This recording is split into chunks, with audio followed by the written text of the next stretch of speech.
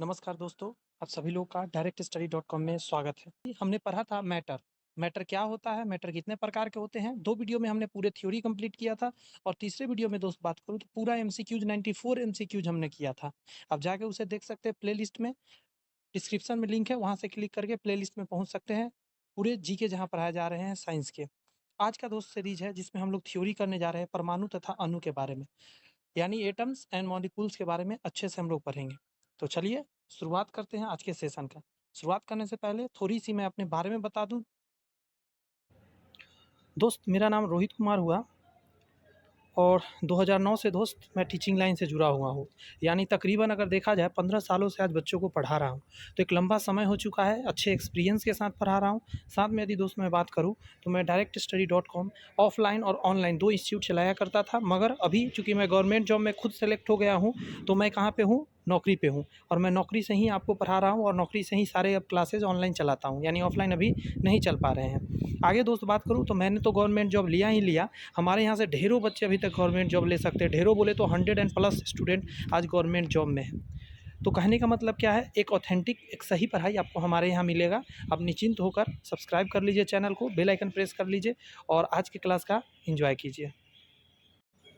दोस्त आज का क्लास हमारा होने जा रहा है परमाणु तथा अणु, fundamental concept of atoms and molecules. Atoms और मॉलिक्यूल्स क्या होते हैं आज अच्छे से आपको जानने को मिलेगा। तो शुरुआत करते हैं। कहता है ना, कमर की पेटी कस लीजिए और रेडी हो जाइए। तो चलिए शुरुआत करते हैं। अच्छे से शांति से देखिए, ईजी वे में सारी बात समझ में आएगी। सबसे पहला पॉइंट पर फोकस कीजिए। हम अपने चारों ओर जो पदार्थ देखते हैं, वास्तव में वे पदार्थ भिन्न भिन्न प्रकार के परमाणु तथा अणुओं का ढेर है। तो मैं कह रहा था कि फर्स्ट पॉइंट जब देखेंगे, हम अपने चारों ओर जो पदार्थ देखते हैं, यानी जितनी भी मैटर देखते हैं, जो पिछले वीडियो में हम लोग ने बात किया था, वास्तव में पदार्थ भिन्न भिन्न प्रकार के परमाणु एवं अणु के ढेर होते हैं, यानी कि एक गुच्छा बना हुआ है। परमाणु तथा अणु पदार्थ के सूक्ष्म कण हैं। सभी पदार्थ के गुण एक दूसरे से भिन्न होते हैं। अलग अलग पदार्थ अलग अलग परमाणु तथा अणु से मिलकर बना होता है और इसकी अगर बात करें तो ये एक दूसरे पर निर्भर करता है और जो गुण होते हैं वो अलग अलग टाइप के होते हैं। नेक्स्ट पॉइंट कहता है कि परमाणु तथा अणु के बारे में समझ विकसित करने से पहले रासायनिक संयोग के नियम यानी लॉ ऑफ केमिकल कॉम्बिनेशन आपको समझना पड़ेगा। ये क्या होता है? तो कह रहा है रासायनिक संयोग के 3 प्रकार के नियम हैं। पहला है द्रव्यमान संरक्षण का नियम, स्थिर अनुपात का नियम और गुणित अनुपात का नियम। जी हाँ, ये तीनों नियम को अच्छे से समझना जरूरी है। द्रव्यमान संरक्षण का नियम, स्थिर अनुपात का नियम और गुणित अनुपात का नियम। अगर इसे आप अच्छे से समझ जाएंगे तो काम आसान हो जाएगा।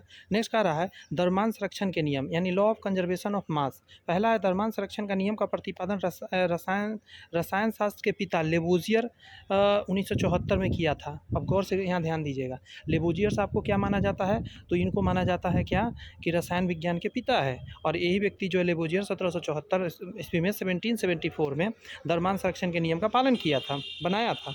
नेक्स्ट कहता है कि द्रव्यमान संरक्षण नियम के निम्न तहत के व्यक्तिगत किया जाता है। मतलब कैसे व्यक्त करेंगे? पहला पॉइंट कहता है द्रव्य यानी पदार्थ न तो उत्पन्न होता है ना ही नष्ट होता है।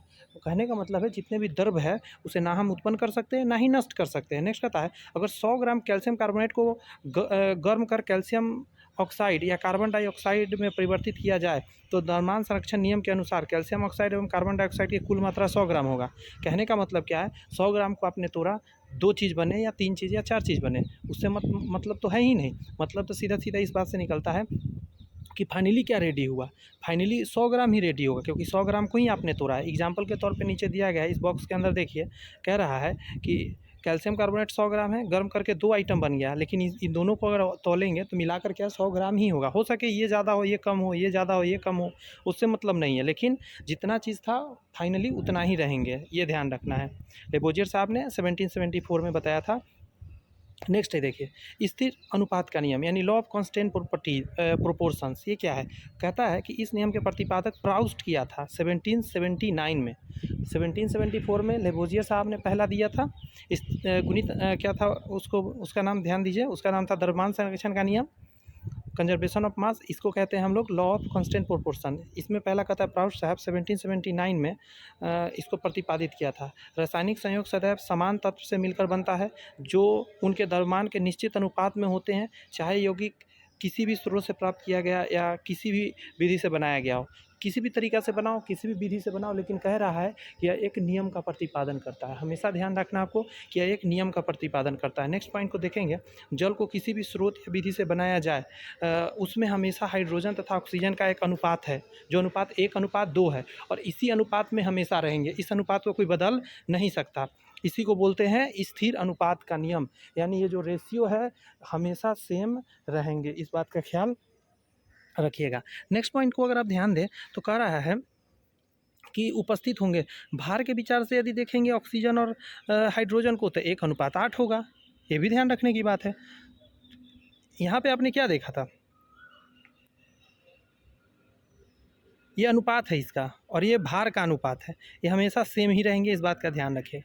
थर्ड नंबर कहता है, पहला किसने दिया, लेबोजियर 1774, दूसरा प्राउस्ट 1779, और पहला क्या था, द्रव्यमान संरक्षण का नियम, कंजर्वेशन ऑफ मास। सेकंड क्या था, स्थिर अनुपात का नियम यानी कांस्टेंट प्रोपोर्शन।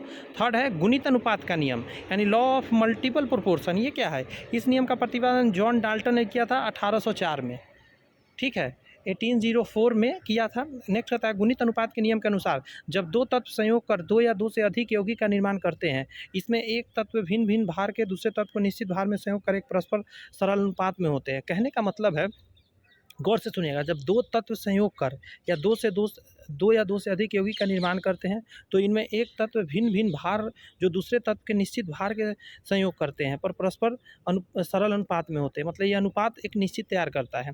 एग्जाम्पल दिया है क्या, आइए इसे समझते हैं। एग्जाम्पल दिया, अच्छा काम किया, नहीं तो गड़बड़ हो जाता। कहता है गुणित अनुपात का नियम के उदाहरण। पहला कहता है कार्बन तथा ऑक्सीजन आपस में अभिक्रिया करके क्या बनाता है, तो कार्बन मोनोऑक्साइड या कार्बन डाइऑक्साइड बनाते हैं। आप देखेंगे कि ये दोनों तो कार्बन ऑक्सीजन से बना है, तो यस सर कार्बन ऑक्सीजन से बना है। यहाँ ध्यान देने वाली बात है कि पहला में जब आप देखेंगे कार्बन डाइऑक्साइड है इसमें, तो 12 कार्बन है, 32 ऑक्सीजन है। दूसरा में देखेंगे तो 12 है और 16 है। अगर आप इसे काटेंगे, जब काटेंगे तो आप देखेंगे एक चीज़, मैं काट के बताता हूँ। 12 और 32 को काटिए तो इधर 6 आएंगे और इधर में 16 आएंगे। फिर काटिए, इधर 8 आएगा, इधर 3 आएगा। 3 और 8 अनुपात आया। अब इसे काटिए, दूसरा नंबर को काट रहा हूँ। 6 आएंगे, इधर 8 आएंगे, इधर 4 आएंगे और इधर 3 आएंगे। तो आपने देखा 3 और 4 है, 3 और 8 है। आपने ये चीज़ गौर किया, इसमें 3 4 है, 3 8 है। कभी भी 1/2 के रूप में गया है, 1/3 यानी बटा के रूप में आया नहीं आया। हमेशा क्या आएगा, एक फिक्स्ड रेशियो बनेगा। कभी भी ऐसा नहीं देखेंगे बटा के रूप में तैयार होगा। अच्छा, यहाँ क्या कहा गया मैंने तो समझाया, अब इसको पढ़ते हैं। उपरोक्त उदाहरण में CO में 12 ग्राम कार्बन 16 ग्राम ऑक्सीजन है तथा CO2 में 12 ग्राम कार्बन 32 ग्राम ऑक्सीजन से अभिक्रिया करता है।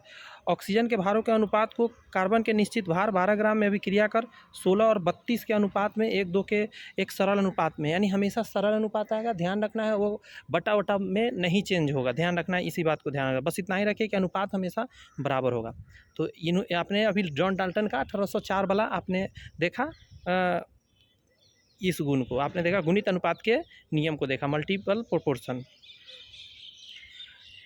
चौथा पॉइंट कहता है दोस्त कि व्युत्क्रम अनुपात का नियम यानी लॉ ऑफ रेसिप्रोकल प्रोपोर्शन। ये क्या है, कहता है इस नियम का प्रतिपादन रीचर ने किया था। रीचर ने 1792 में किया था, ठीक है, 1792 में किया था। जॉन डाल्टन साहब तो भले ही नहीं 1804 में किया था, लेकिन उससे पहले ही कर दिए थे 1792 में। कहता है इस नियम के अनुसार, इस नियम को समझते हैं क्या है, दो या दो से अधिक तत्वों के भार जो किसी भिन्न तत्व के एक निश्चित भार से संयोग करते हैं, परस्पर संयोग की अवस्था में या तो वही रहते हैं या पूर्व भारों के सरल गुणन संबंध में होते हैं। ये क्या है, एग्जाम्पल तो नहीं दिया गया, लेकिन मैं समझाता हूँ। जैसे मान लेते हैं कोई चीज़ बना, नेक्स्ट टाइम जब बनेगा तो कहने का मतलब कि वो एक अनुपात हमेशा मेंटेन करता रहेगा। आगे देखिए पॉइंट कहता है सभी रासायनिक संयोग के नियम इस बात की व्याख्या करते हैं कि द्रव्य यानी तत्व सूक्ष्म इकाई कणों यूनिट पार्टिकल का बना होना चाहिए। इसके सूक्ष्म इकाई कण का ही परमाणु कहते हैं, यानी जो सबसे छोटा कण से बना है हर एक तत्व में, हर एक यौगिक बनने में, तो वो जो छोटा वाला है उसी को परमाणु बोलते हैं। जॉन डाल्टन ने रासायनिक संयोग के नियम का प्रमाण करने हेतु द्रव्यमान का परमाणु सिद्धांत यानी एटॉमिक थ्योरी ऑफ मैटर भी प्रस्तुत किया था।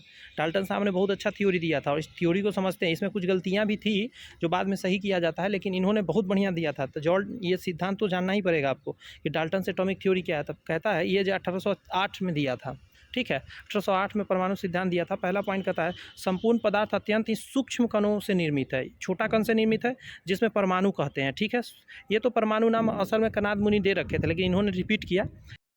ध्यान दीजिएगा जरा, मैं ये बात बोला अभी, जस्ट ये समझाया मैंने और फिर ये समझाया पॉइंट। ठीक है, रासायनिक अभिक्रिया में परमाणु ना तो निर्माण होता है और ना ही उसका नष्ट होता है। पॉइंट नंबर थर्ड कहता है किसी एक तत्व के सभी परमाणु द्रव्यमान, आकार एवं रासायनिक गुण में एक समान होता है। ध्यान रखिएगा इस बात का कि द्रव्यमान भी, आकार भी और रासायनिक गुण भी समान होते हैं। पॉइंट नंबर 4 में कहता है विभिन्न तत्व के परमाणु एक दूसरे से भिन्न होते हैं। अच्छा, तत्व बदल गया तो उसका भी आकार, परमाणु भी बदल जाएंगे। परमाणु अनेक प्रकार के होते हैं, जिनके तत्व उतने ही प्रकार के परमाणु होते हैं। जितने तत्व उतने प्रकार के परमाणु हैं। और तत्व की संख्या 108 है, लेकिन 118 तक माना जाता है, बाद में बहुत सारे खोजे गए। रासायनिक अभिक्रिया के दौरान दो या दो से अधिक तत्व के परमाणु परस्पर संयोग होकर यौगिक बनाते हैं। दो या दो से अधिक जब तक मिलेंगे नहीं, एक से कैसे बनेगा? दो या दो से अधिक जब मिलेंगे तो यौगिक का निर्माण करेंगे।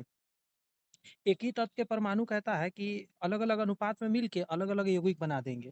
जैसे कि अभी थोड़ा देर पहले हमने देखा था कि सीओ सीओ मतलब कार्बन मोनोऑक्साइड और CO2 कार्बन डाइऑक्साइड। अब दोनों में देखिए कार्बन ऑक्सीजन ही है, लेकिन 2 तरह का चीज़ बना है। तो यस, आप कहेंगे हाँ, 2 तरह का चीज़ बना है।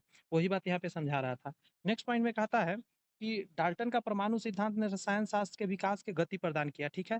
इसी सिद्धांत के आधार पर पहली बार रासायनिक संयोग का नियम जो है वो तर्कसंगत व्याख्या में आया था। रासायनिक संयोग का नियम भी इसी तरीका से आया था। नेक्स्ट पॉइंट कहता है डाल्टन के परमाणु सिद्धांत को कुछ बातों से चलकर गलत साबित हो गया। यानी डाल्टन साहब ने जितनी बातें कहा, ऐसा नहीं है कि सारी बातें सही होगा। कुछ समय बाद जाके उसमें बहुत सारी कमियां नजर आया। अब क्या क्या कमियां था, जो भी उनकी बात थी उसमें कमियां है। जैसे पहला देखिए, डाल्टन के परमाणु सिद्धांत का सबसे बड़ा दोष यही है कि परमाणु तोड़ा नहीं जा सकता, but atoms can be divide. बाद में पता चला इलेक्ट्रॉन, प्रोटॉन एंड न्यूट्रॉन, इन 3 कणों में क्या किया गया, इसको तोड़ दिया गया। फिर कहता है डाल्टन के परमाणु सिद्धांत के अनुसार एक ही तत्व के सभी परमाणु समान द्रव्यमान वाले होते हैं। समस्थानिकों के संदर्भ में एक ही तत्व के परमाणु विभिन्न द्रव्यमान वाले, यानी समस्थानिक के बारे में आपने पढ़ा होगा। फिर संभारिक के बारे में उसी तरह कह रहा है। इन्होंने क्या कहा था, डाल्टन साहब ने कहा था कि ऐसा संभव नहीं है, बट ये जान लीजिए ऐसा संभव है। यस, ऐसा संभव है। आपने इस बात को देखा है यहाँ पे कि जो समस्थानिक होते हैं, आपने हाइड्रोजन के बारे में सुना होगा। हाइड्रोजन 3 तरह के होते हैं, तो 3 स्थान पे है, मतलब 3 अलग-अलग तरीके के हाइड्रोजन है, तो ऐसा कैसा संभव है? तो यही चीज़ के बारे में डाल्टन साहब नहीं बता पाए थे, तो इस बात को थोड़ा-सा ध्यान रखिएगा। नेक्स्ट पॉइंट कहता है संभारिक। उसी तरह वज़न की बात करें तो अलग-अलग परमाणु का अलग-अलग वेट है। जी हाँ, इस बात का ध्यान रखना है कि वेट अलग-अलग है और इसके बारे में भी डाल्टन साहब नहीं बता पाए थे, तो ये भी दोस्त हो गया इनके। फिर कहता है डाल्टन का परमाणु सिद्धांत में अपरूपता एलोट्रॉप्स के बारे में नहीं है। एलोट्रॉप्स क्या होता है? तो आपने एलोट्रॉप्स को अच्छे से समझा होगा। एलोट्रॉप्स क्या है? जिसमें जैसे कार्बन के आपने सुना होगा, कार्बन के हीरा है, ग्रेफाइट है, ऐसा-ऐसा करके ये जितने भी है, तो इसके बारे में भी इन्होंने कुछ डाल्टन साहब ने नहीं कहा था। इस बात का थोड़ा-सा ध्यान आपको रखना है, ठीक है? आइए नेक्स्ट पॉइंट को थोड़ा ध्यान दीजिए। एटम्स के बारे में थोड़ा-सा पढ़ते हैं। एटम क्या है?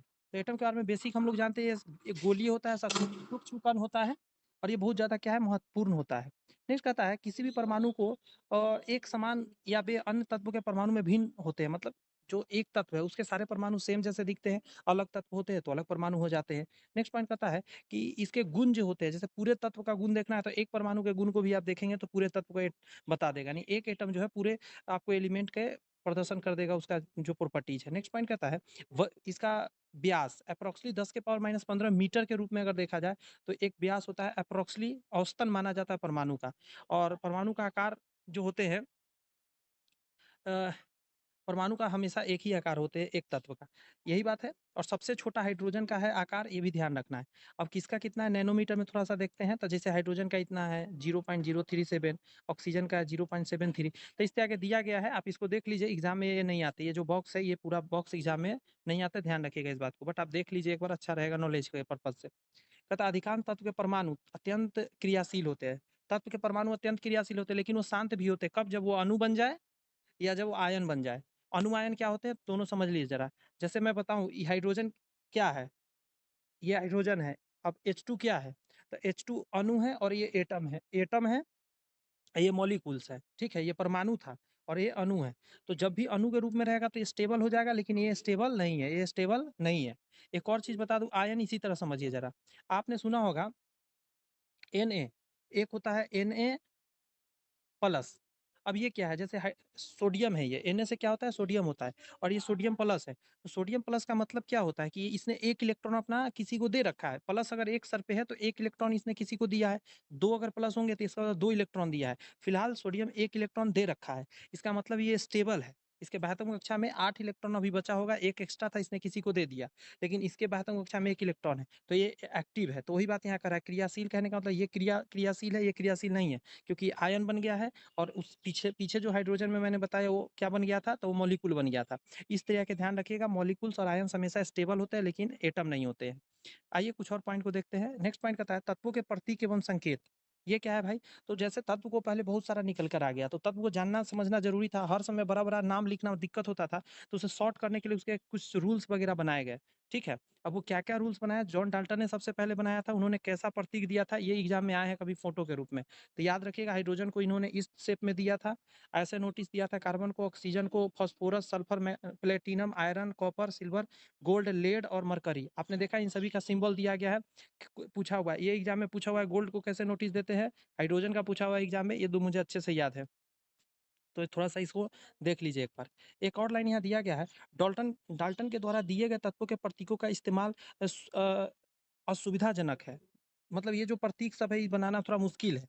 आगे कहता है बर्जीलियस नाम का व्यक्ति हुआ जिसने पहला नाम अक्षर रखा, और बर्जीलियस ने तत्व का मतलब वर्तमान विकास किया। अभी हम लोग देखते हैं जैसे कि अभी मैंने थोड़ा देर पहले लिखा, हाइड्रोजन को एच लिखा, तो ये बर्जीलियस साहब के द्वारा दिया गया, और हाइड्रोजन अगर हम डाल्टन के रूप में लिखते तो ऐसे करके बीच में ऐसे ऐसे करना पड़ता हमको, तो इसमें थोड़ा सा टाइम भी लगता और थोड़ा सा याद भी रखना पड़ता, लेकिन ये हाइड्रोजन का एच से इन्होंने पहला कैपिटल लेटर से दिया था। ठीक है, कुछ और बातों को जरा देखिए।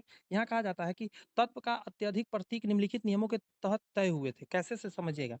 तत्व के अंग्रेजी नाम का प्रथम अक्षर, पहला तो है अंग्रेजी नाम का प्रथम अक्षर, इसके रूप में लिखा जाएगा, जैसे कि हाइड्रोजन, कार्बन, फास्फोरस, इसका पहला है कैपिटल के रूप में लिखा गया। ठीक है, 2 नंबर में कहता है जब 2 या 2 से अधिक तत्व के नाम के प्रथम अक्षर एक ही हो, तब क्या करेंगे, उसके बाद वाला अक्षर के नाम को मिलाकर उसका नाम दिया जाएगा। जैसे देखिए, बेरियम का Ba, सिलिकॉन का Si और ब्रोमीन का Br। बात समझ में आ रहा है कैसे इसमें किया गया। थर्ड नंबर कहता है कुछ तत्वों के प्रतीक उसके लैटिन नामों से भी रखा गया, जैसे सोडियम का होता है नेट्रियम, ये लैटिन नेम है, तो इसमें क्या है, Na ले लिए। कॉपर का क्यूप्रम होता है तो Cu ले लिया। आयरन का Fe होता है, फेरम होता है तो Fe ले लिया। और बहुत बार हम लोग सोचते हैं कि आयरन का आई भी लिखते हैं, और कभी कभी ऐसा क्यों लिखा रहता है, तो अब समझ में आया कि लैटिन नेम से इसका लिया गया है। ठीक है, तो ये सब ध्यान रखिएगा। अभी एटम के बारे में सारी बातें आपने देख लिया, अब हम लोग मॉलिक्यूल्स को देखते हैं, अणु को देखते हैं। तो पहला पॉइंट कहता है पदार्थ का सूक्ष्मतम कण जो मुक्त अवस्था में रहता है, मुक्त अवस्था में रहता है, अभी मैं थोड़ा देर पहले ही बताया आपका, जैसे कि जो एच है, ये तो एटम है, एटम की बात नहीं हो रहा, मॉलिक्यूल पर आइए, तो मॉलिक्यूल क्या है, H2 है। एस का है S8, एस लिखा जाता है S8, तो ये मॉलिक्यूल्स है। तो मैं अभी बात कर रहा हूँ मॉलिक्यूल्स के बारे में, कि मॉलिक्यूल के रूप में रहता है, यानी कहाँ गया, हाँ, ये अणु के रूप में रहता है, तो ये स्टेबल रहता है। ठीक है, परमाणु से एक से अधिक परमाणु से बना होता है। आज सब सर्वप्रथम एवोगाद्रो ने यौगिक के सूक्ष्म कण का अणु कहा था। ये अणु कहने वाला कौन था, तो एवोगाद्रो जी ने था। इन्होंने कहा था कि यौगिक के सबसे सूक्ष्म कण को अणु उन्होंने नाम दिया। फिर कहता है अणु का निर्माण समान तत्वों के परमाणु से हो सकता है या भिन्न भिन्न तत्वों के परमाणु के संयोग से हो सकता है। अणु में उपस्थित परमाणु एक मजबूत आकर्षण बल के द्वारा आपस में बंधे होते, इसी ही रासायनिक बंधन या केमिकल बॉन्ड कहते हैं। क्या होता है ना कि अणु जब भी बनता है, जैसे आप देखेंगे अभी मैं दो चीज लिखता हूँ, आप H2 लिखा, इसमें दो दो हाइड्रोजन मिला हुआ है, तो ये तो सेम तत्व का है, मतलब कि हाइड्रोजन का ही है, तो ये मॉलिक्यूल्स है, ये भी अणु है। लेकिन एक और मैं लिखता हूँ NaCl, अब आप देखेंगे इसमें ये मेटल है, ये नॉन मेटल है, तो NaCl ये भी तो है, नमक जो हम खाते हैं, तो ये भी क्या है, NaCl भी क्या है, ये भी एक मॉलिक्यूल है। ध्यान रखना, ये अणु है, ये भी अणु है, दोनों अणु है। ठीक है, अणु हमेशा क्या हो सकता है, एक ही तत्व से मिलकर बना हो सकता है, या एक से अधिक हो सकता है मिलकर बना हुआ, और इसके बीच जो बॉन्ड होते हैं उसी को हम लोग क्या बोलते हैं, रासायनिक बंधन बोलते हैं। कहता है अणु दो प्रकार के बांटे जा सकते हैं, जैसे तत्व के अणु एवं यौगिक के अणु। अभी जैसे मैंने दिखाया, शुरू में जो एग्जांपल दिया, H2 क्या था, वो तत्व के अणु थे, और NaCl क्या थे, यौगिक के अणु थे। इस बात को थोड़ा-सा ध्यान रखना है। आगे कहते हैं कि जैसे देख सकते हैं ये क्या है, तत्व के है, ये यौगिक के है, उसी तरह ये तत्व के है, यौगिक के है, एग्जांपल दिया गया है। नेक्स्ट टॉपिक पर आते हैं।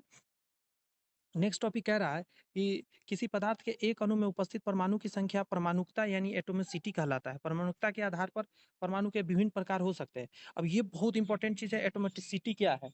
अभी जैसे मैंने लिखा था S8, कोई 8 के रूप में जुड़ा हुआ है। आप जैसे यहाँ देखिए, यहाँ S8 है, और यहाँ देखिए P4 है, यहाँ O3 है, यहाँ O2 है, और ऊपर में आपने देखा था जैसे कि ये सिंगल रहता है। इसमें आयरन, कॉपर, सोडियम। तो इसको थोड़ा सा समझिए। पहला पॉइंट कहता है एक परमाणु यानी मोनो एटॉमिक, दूसरा है द्विपरमाणु डाई एटॉमिक, ट्राई एटॉमिक मतलब त्रिपरमाणु, चतुष्परमाणु यानी टेट्रा एटॉमिक, उसके बाद है बहुपरमाणु यानी पॉली एटॉमिक, 4 के बाद पॉली कर देते हैं। उसमें है जैसे CH4 यौगिक है, इधर में है क्या है, देखिए ये यौगिक वाला हुआ और ये तत्व वाला हुआ। अभी थोड़ा देर पहले हमने देखा था ए सेट, ये बहुपरमाणु है, 8 के रूप में रहता है। ये इसमें भी देख सकते हैं 5 1 6 है, टोटल 6 एटम से बना हुआ है। हाइड्रोजन के 4 और कार्बन के 1, तो ये कितने हैं, नीचे वाला मैं बता रहा हूँ, तो ये 5 एटम से बना हुआ है, तो है ना 4 से ज़्यादा। इसमें देखिए 4 है, नाइट्रोजन का 1, हाइड्रोजन का 3, तो 4 है। इसमें P4, ये जो मैं यहाँ पे पूरा इरेज कर देता हूँ, देखिए P4, तो इसको चतुष्परमाणु बोलेंगे। 4 है इसमें भी। इसमें देखिए ओजोन का 3 O3 होता है, चल बना है H2O, 2 का हाइड्रोजन 1 ऑक्सीजन, CO2 उसी तरह बना हुआ है। तो इसमें भी आप देखेंगे त्रिपरमाणु, द्विपरमाणु में उसी तरह हाइड्रोजन, ऑक्सीजन और नाइट्रोजन का है 2 2, ठीक है। हाइड्रोजन एवं द्विपरमाणु सभी होते हैं, ध्यान रखना इस बात को। एक परमाणु के बारे में कहता है, जो जैसे आयरन हो गया, कॉपर हो गया, सोडियम हो गया, ये सब एक परमाणु है। एक रह सकता है, कार्बन, ये सब चीज़ें एक रह सकता है अकेले, ठीक है। तो इस तरह के आप ध्यान रखिएगा। एक सबसे बड़ा सवाल आता है कि इतना देर पढ़ने के बाद कि परमाणु और अणु के बीच में अंतर बताइए, क्या-क्या मुख्य अंतर आप समझ पाएँगे? पता है परमाणु तत्व का सूक्ष्मतम कण है, जो स्वतंत्र अवस्था में नहीं रहता है। परमाणु स्वतंत्र अवस्था में नहीं रहता है, जबकि परमाणु पदार्थ यानी तत्व और यौगिक का सूक्ष्मतम कण है, जो स्वतंत्र अवस्था में रह सकता है। ध्यान रखिएगा, परमाणु स्वतंत्र नहीं रह सकता है, लेकिन तत्व और यौगिक का सूक्ष्मतम कण क्या है, अणु रह सकता है। अगर लगभग सभी तत्व के परमाणु गोलीय आकार के होते हैं, जबकि अणु जो होते हैं अलग-अलग भिन्न-भिन्न आकार के होते हैं। परमाणु अत्यंत क्रियाशील होते हैं, लेकिन ये क्रियाशील नहीं होते हैं। परमाणु कोई बंधन नहीं होता है, कोई बंधन होता ही नहीं, क्योंकि सिंगल होता है, इसमें लेकिन बंधन होता है। परमाणु का विभाजन अन्य रूपों में नहीं किया जा सकता, लेकिन अन्य रूपों में किया जा सकता है। जैसे कि अगर मान लेते हैं कार्बन डाइऑक्साइड गैस को तोड़ेंगे, CO2 को तोड़ेंगे, तो कार्बन और ऑक्सीजन 2 चीज़ मिलेगा, ठीक है। आयन के बारे में पढ़ते थोड़ा देर पहले मैंने बताया था आयन क्या होता है। तो प्रत्येक परमाणु में धन आवेश यानी प्रोटॉन होता है और ऋण आवेश इलेक्ट्रॉन होता है। इलेक्ट्रॉन हमेशा क्या करता है, चक्कर लगाते रहता है। और ध्यान रखिएगा, जब जैसे मान लेते हैं, एक एग्जांपल देता हूँ, यहाँ पे दिया हुआ है जैसे सोडियम है, तो इसने एक इलेक्ट्रॉन को किसी को दे दिया तो Na+ बनाया। मैग्नीशियम है, इसने 2 इलेक्ट्रॉन दे दिया तो Mg2+ बनाया। या तो ऐसे आप लिख दो 2 को प्लस, या +2 लिख दो। Ai जो है एल्यूमिनियम 3 इलेक्ट्रॉन दे दिया, तो इसके माथ पर 3 प्लस लिखो, या Al के ऊपर 3 प्लस लिख दो। तो ये क्या धन आयन बना रहा है। तो जितने भी मेटल्स होते हैं वो धन आयन बनाते हैं, कि मेटल्स क्या करते हैं, इलेक्ट्रॉन देते हैं। ध्यान रखना है, इलेक्ट्रॉन देते हैं। अच्छा, इलेक्ट्रॉन इन्होंने दिया, तो इलेक्ट्रॉन क्या होता है, इलेक्ट्रॉन जो होता है ये तो निगेटिव है, तो निगेटिव चलेगा तो दिखेंगे क्या, पॉजिटिव। चूंकि प्रोटॉन दिखने लग जाते हैं, इलेक्ट्रॉन गए तो प्रोटॉन दिखने लग जाते हैं। और जब तक नहीं गए थे तब तक दोनों बराबर थे, इलेक्ट्रॉन प्रोटॉन, ध्यान रखना है। और जिस पर ये इलेक्ट्रॉन गया होगा वहाँ माइनस दिखेगा। अभी थोड़ा नीचे यही बात करेंगे आपको, यही सब चीज़ें ऊपर दिया गया है। आप नीचे आ जाइए थोड़ा सा। ऋण आयन उसी का उल्टा होता है। जैसे देखिए यहाँ पे क्लोरीन 1 इलेक्ट्रॉन ले लिया, ऑक्सीजन जो है 2 इलेक्ट्रॉन ले लिया, और नाइट्रोजन जो है 3 इलेक्ट्रॉन ले लिया। तो जो लिया है तो कहीं ना कहीं से इसके ऊपर प्लस आ गया है, सॉरी माइनस आ गया, इलेक्ट्रॉन लिया है इसीलिए माइनस इसके ऊपर लगते हैं। बात समझ। तो जितने भी मेटल्स होते हैं वो देने वाले होते हैं, जितने नॉन मेटल्स होते हैं वो लेने वाले होते हैं, ध्यान रखना है। अपवाद में क्या, हाइड्रोजन। नेक्स्ट पॉइंट कह रहा है कि परमाणु की संख्या के आधार पर आयन 2 प्रकार के होते हैं। आयन 2 प्रकार के, एक सरल आयन होते हैं, एक संयुक्त आयन होते हैं। सरल आयन देखिए इस तरह के सरल आयन हुए, संयुक्त आयन ऐसे होते हैं। संयुक्त आयन में ध्यान रखना है, एक से अधिक क्या होते हैं, एलिमेंट मिलकर बने होते हैं। और उसमें भी वही होता है, मोनो मतलब 1 इलेक्ट्रॉन देने वाला, 2 इलेक्ट्रॉन, 3 इलेक्ट्रॉन, अलग-अलग है, आप देख भी सकते हैं। इसके अलावा एक टॉपिक और आता है जो नया टॉपिक है, बढ़िया है। वैलेंसी क्या होता है, संयोजकता। तो रासायनिक अभिक्रिया में तत्व के परमाणु में किसी प्रकार की प्रतिक्रिया करेंगे, इसकी जानकारी तत्व के संयोजकता से प्राप्त होता है। प्रारंभ में विभिन्न तत्व की संयोजकता हाइड्रोजन के सापेक्ष व्यक्त किया जाता है, तथा हाइड्रोजन की संयोजकता 1 मान लिया जाता है। हाइड्रोजन के अनुसार ही देखते हैं किसका कितना है, और हाइड्रोजन का 1 मान लिया जाता है। वर्तमान में किसी तत्व की संयोजकता तत्व के परमाणु में बाह्यतम कक्षा में उपस्थित इलेक्ट्रॉन के आधार पर होता है। जैसे यहाँ पे पूरा दिया गया है लिस्ट, ये बॉक्स देख सकते हैं, इसमें सारा दिया गया है किसकी कितना है। आप 1-2 बार पढ़ेंगे तो याद रहेगा, लिथियम का 1, सोडियम का 1, पोटेशियम का ऐसे-ऐसे करके हो सकता है। नीचे आइए, कुछ और है, जैसे कुछ अपवाद है, इसका तो जानना बहुत ज़रूरी है। इसमें क्या है, जैसे पारा को देखिए, पारा का कभी 1 रहता है, कभी 2 रहता है। आयरन का 2 रहता है, कभी 3 रहता है। उसी तरह सल्फर का 2, 4, 6 रह सकता है। नाइट्रोजन का उसी तरह है। तो ये संयोजकता समय के अनुसार बदलते हैं। जब वो रिएक्शन करते हैं, उस रिएक्शन के अनुसार इसके क्या होते हैं, धीरे-धीरे चेंज होते रहता है। इस बात का थोड़ा-सा ध्यान रखना है। नेक्स्ट आता है जो तत्व एक से अधिक संयोजकता को प्रदर्शित करते हैं, उस तत्व के निरंतर संयोजकता को दर्शाते हेतु तत्व के नाम के अंत में अस लगता है। ध्यान रखिएगा, जो तत्व एक से अधिक संयोजकता प्रदर्शित उसमें अस लगता है, उच्चतम संयोजकता को दर्शाने हेतु तत्व के अंत में इक लगता है। अब इसका मतलब क्या है? जैसे देखिए एक एग्जाम्पल बढ़िया दिया है, फेरस, देखिए अस लगा क्योंकि 2 है, 3 के लिए ferric, ferrous, ferric, ferrous, ferric, ferrous अस लगता है, हमेशा ध्यान रखिएगा, कम के लिए और जो ज़्यादा के लिए उसके लिए इक लगता है। आप कहेंगे ये क्या है सर, इसको समझाइए। संयुक्त आयन यानी कॉम्प्लेक्स की संयोजकता, जैसे अब देखिए नाइट्रोजन है, NO3 इसका संयोजकता -1 है, सल्फाइट है SO3 इसका -2 है। उसी तरह ये ग्रुप में रहने वाला है, ये सभी कितना है, ग्रुप में रह के संयोजकता प्रदर्शित करता है। संयोजकता के आधार पर रासायनिक अभिक्रिया होता है। कहता है एक संयोजकता वाले तत्व को एक बंधन यानी मोनोवैलेंट कहते हैं, 2 संयोजकता वाले को द्विबंधन, 3 संयोजकता ट्राईवैलेंट, उसे 4 का टेट्रावैलेंट। रासायनिक सूत्र के बारे में अब बात करेंगे, तो इसको दोस्त नेक्स्ट क्लास में बात करेंगे। छोटा सा रखे हैं वीडियो, बढ़िया सा थ्योरी समझ लिए है तो मजा आ जाएगा आपको। बस इतना ही कहेंगे। चैनल पे पहली बार है सब्सक्राइब जरूर करके बेल आइकन प्रेस कर लीजिए, और नेक्स्ट वीडियो मिलते हैं, तब तक के लिए ऑल द बेस्ट। मेहनत करते रहिए, चैनल पे बहुत सारे सीरीज चल रहे हैं, उसे अटेंड कीजिए ताकि आपका नौकरी का जो सिलसिला है वो जल्दी आपके पास पहुंच सके और आप भी जॉब पे जा सके। All the best, bye bye, thank you.